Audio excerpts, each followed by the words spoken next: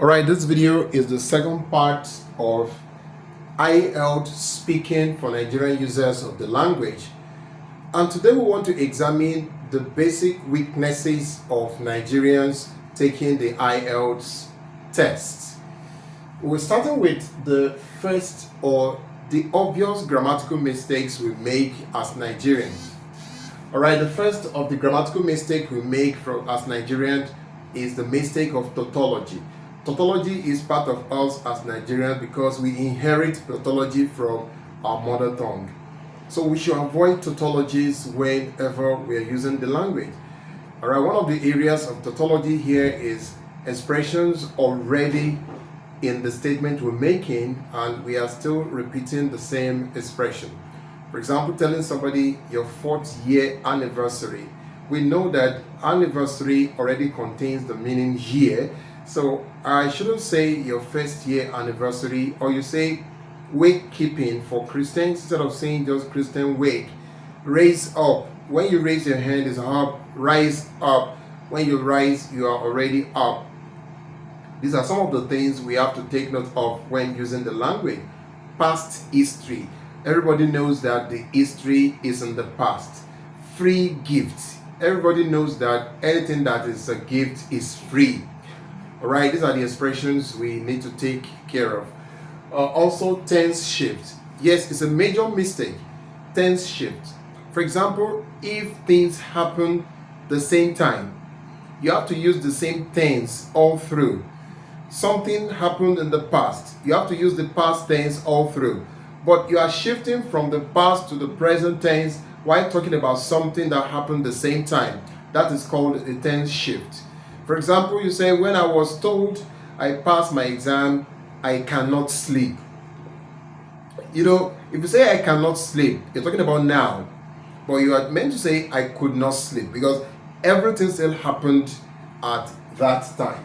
Also, subject-verb agreement. Remember, in English, it is the noun form that will end in S when it is plural. But when a verb is plural, a verb does not end in S. So the verb that ends in S is the one that is singular. For example, I cannot say the ladies does not. No, ladies is plural. The ladies do not. So when you are talking to, be mindful of constructions like that. You mustn't use a singular verb to agree with a plural noun. So you have to balance that. So also, under lexical resource, as Nigerians, there are some expressions that we have actually changed their original meaning, the way they are used by the British or American users of the language. So that aspect is called semantic deviance. You have to use the original meaning of words when talking because whatever you say must have international standards. For example, the word double date does not mean to date two people. It means two couples attending the same occasion the same time. The word blood money, we have to be very careful. The word ritual does not mean something negative. Alright? The word lousy does not mean that somebody has a loose tongue.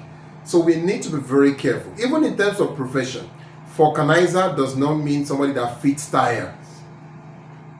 Do you understand? So that is the aspect of semantic deviance. Not to talk of words that do not exist at all. There are some words you cannot find in English, but we use them. I'm afraid of people, talk less of you. English does not have the word talk less.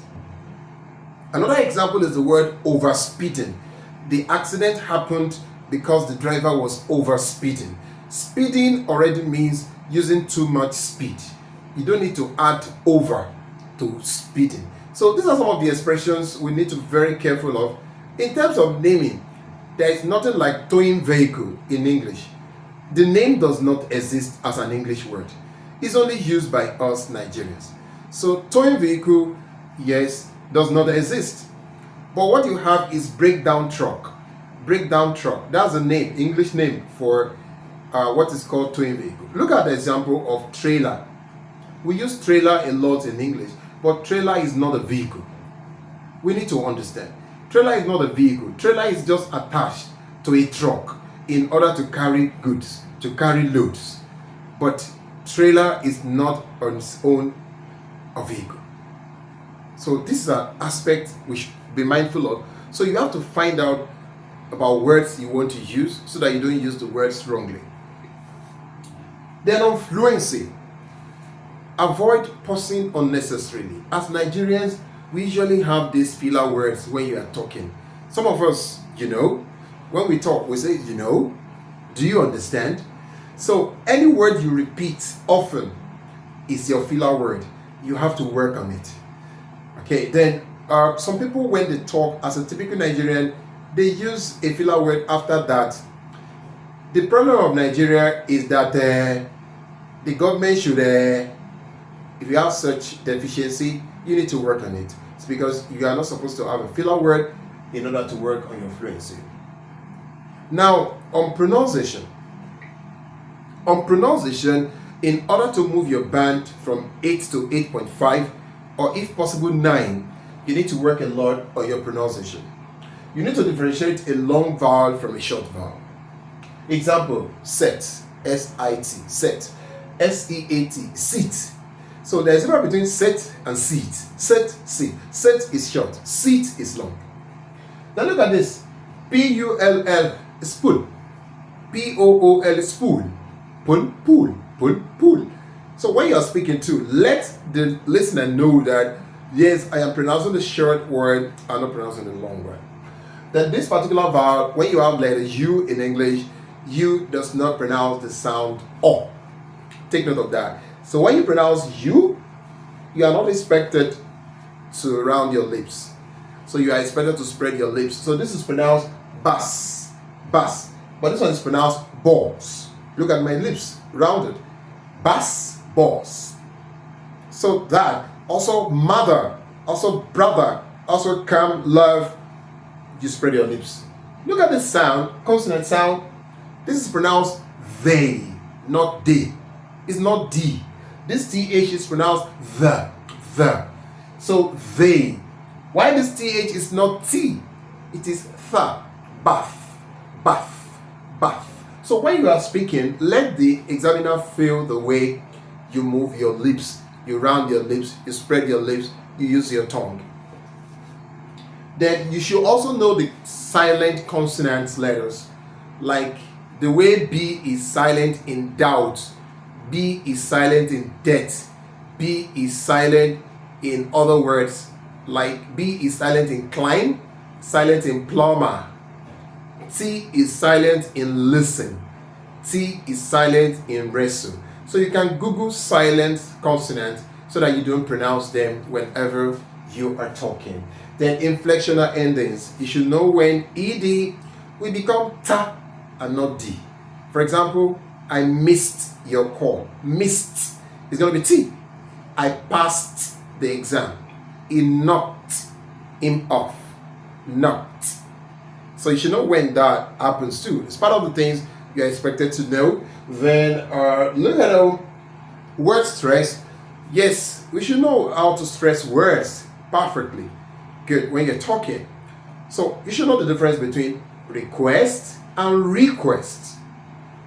Discount and discount. Okay? Purchase and purchase. They are not the same. So we need to learn how to stress words so that you stress the words correctly. And sentence stress is very important. So I want to take a few minutes or seconds to explain the sentence stress. The sentence stress is the word that is most important in what you say. So anytime you are making a sentence and a particular word is important to you, that word should be well pronounced. That word is what is called your sentence stress. For example, I say, who did this to you? I am stressing this. But if I say, who did this to you? I am stressing who. And if I say, who did this to you? So any word you want to stress must be pronounced more than other words in a sentence. So when you are taking your task card, the key word in your task card should be stressed anytime you want to pronounce it. So sentence stress is very important whenever you are talking. So you can contact me more to have more information on Ielts, my number is 080-3333-6265. 080-3333-6265. Or you can send a message to me on Gmail, mystylisticians@gmail.com. mystylisticians@gmail.com. Thank you for watching this video, but please share this video with others. Let them also understand what you have discussed today. Bye for now.